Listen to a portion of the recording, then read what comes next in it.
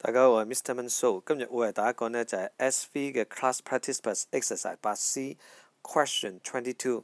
好啦，睇睇題目啦。In the figure, A, C and D are 3 points on the rectangular coordinate plane， 即係呢一個啦。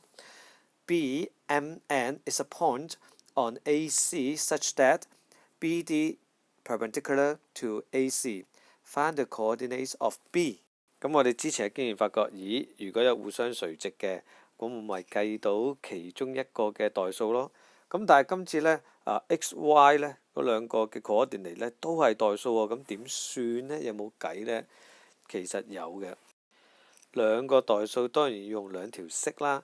咁我哋之前一睇到，哇，互相垂直出第一條，咁另外仲有3點共線，咪出埋第二條式咯。OK， 好，睇下點做咯。寫當然話，因為係3點共線，所以斜率一樣啦。OK， 咁呢個斜率都好簡單嘅啫。約揀咗之後呢，就係3/4嚟嘅，咁就兩個份數相等，交叉相乘。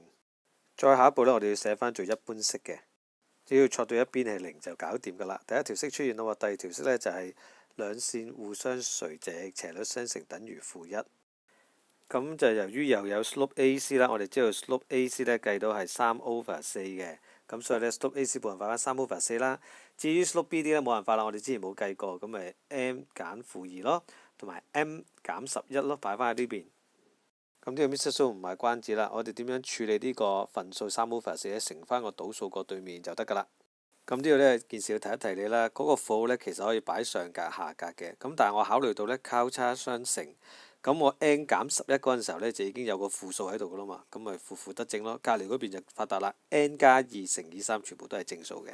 最尾你可以得出咗一條一般式呢，就係 4m 加 3n 減38等於0嘅啦。嚟到呢度呢，既然我哋有兩條式要 solve 兩個人窿，當然就係聯立方程啦。咁啊，拍機都出到答案噶啦。計到出嚟呢 m 呢就會係5啦，而 n 呢就係6嚟嘅。